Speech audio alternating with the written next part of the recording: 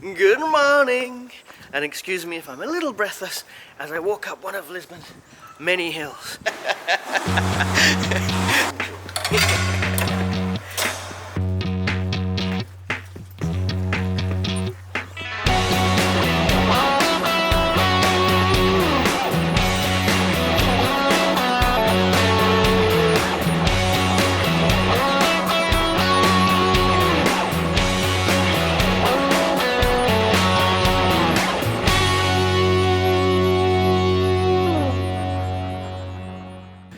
Even the going down part can be quite tricky and you have to watch your feet. Anyway, good morning, and how are you doing today?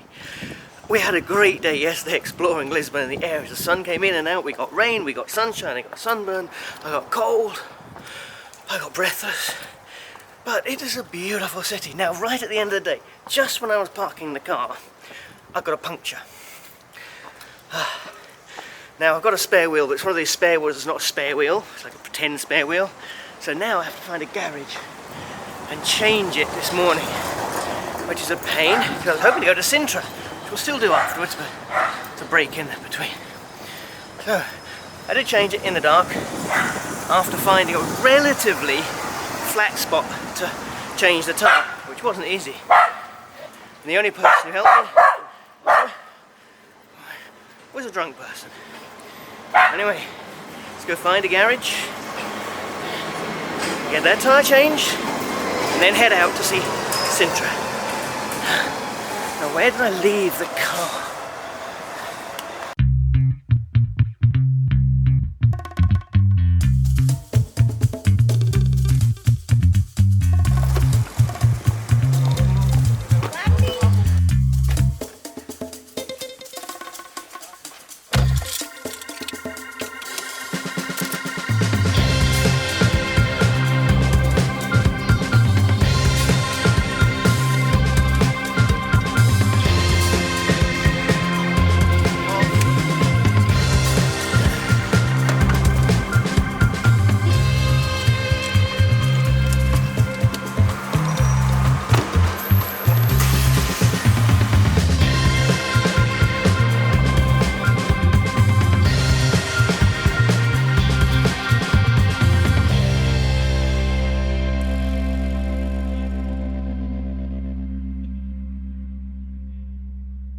So, getting my tyre fixed, putting back in the car, nice and easy, but it did cost me €60, so that ate into my budget. Anyway, that done, off we go to Sintra. Now, to get to Sintra from Lisbon, there's actually a couple of ways. I've got the car, so I'm going to drive, so that's what I'm going to show you.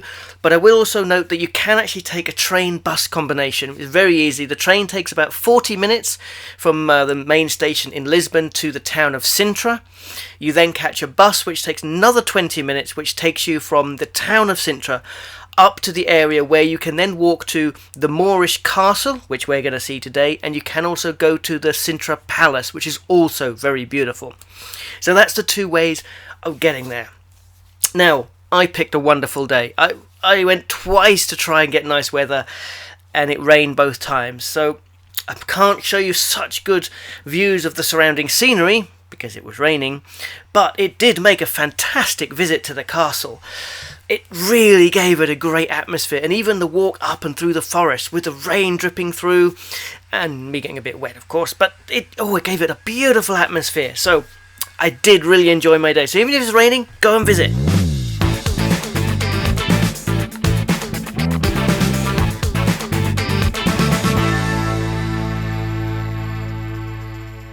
And here we are at last. It's been about an hour's drive. Road gets smaller and smaller and twistier and narrower as you make your way up to the fort. But I got here, parked the car. Now let's go and have a look through at the fort. I'm going to have to first of all wend my way through this beautiful forest. Although it's foggy, it is a beautiful day. A bit nice and cool for walking. And these forests are really lovely, huge trees.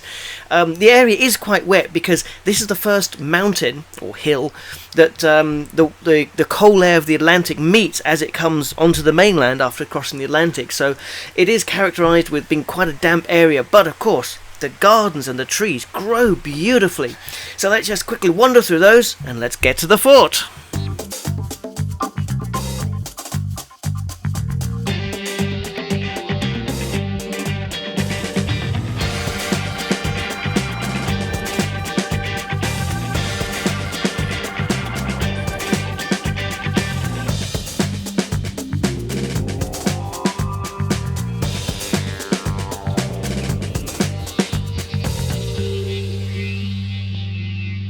Now, ticket options, you've got the choice of getting a ticket just for the castle, just for the gardens, just for the palace, or you can buy a ticket that's slightly discounted and less queues for all three. Now, I haven't time to visit them all, so I'm just getting the one for the castle, which is €8 for adults, €6.50 for children, and for a family of 2 adults and 2 children, €26.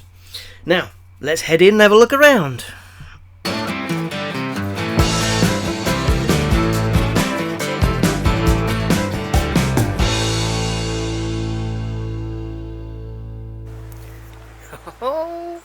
And we're in the big castle in Sintra, whose name I'll put on here. And I haven't had great weather, but it's really atmospheric. It's an amazing Moorish castle built on the highest point of the hill, overlooking the palace, Summer Palace, which you can't see because of the mist rolling in. This is the first big obstacle between the Atlantic Ocean and the mainland. So the cold air comes in, damp air comes in from the Atlantic, hits these hills and gives this amazing moist, and on this day cold and slightly damp feel. But it's amazing that the fort rambles all over these hills. And although it's not beautiful sunny weather, there's amazing views, and you really do get an atmosphere. And try and imagine what it was like to be living here a few hundred years ago, let alone building the place. Whew. Now, this area, they've found remains back from 7,000 years when people used to hide amongst the rocks in this area. But the history of the fort itself only starts when the Moors came across from North Africa and took over the southern peninsula of Europe. They built the fort in the 10th century. It's perfect location for a lookout fort because it looks over the plains all around. You can see Lisbon in the distance, you can see right out to ocean, so it's a perfect area for putting a fort. Now, it was taken over in the Reconquisition, and the Crusaders came down, took over the fort. They were then granted by the monarchy of that time the right to have and rule the Sintra and the fort, and they used it as a staging post for a lot of the knights that were coming through Europe on the way to Jerusalem by sea, would come around the peninsula, stop there, resupply, rest a bit before joining the fight in Jerusalem. During this time, much of the original Moorish fort was knocked down, rebuilt over, and the fort was expanded into pretty much the shape that we see it today. Now, the Crusaders fade, time went on, and the significance and importance and need for defence in this area waned. The Moors weren't coming across from North Africa, Europe had entered a more settled phase, and eventually, after an earthquake in 1755, the fort was abandoned and left to ruins. Now, the whole area was inherited by King Ferdinand II in 1839. He built the palace, which you can visit, but the fort remained abandoned and neglected and fell by the wayside through the years. Now, fortunately, in the last 20 or so years, they've been restoring it, building some of the ramparts of the walls, making it safe to walk around, so you can go now and enjoy the fantastic views both of the palace in one direction and those views that the early soldiers would have looked at while they were waiting for the enemy to arrive. So let's go and have a wander around.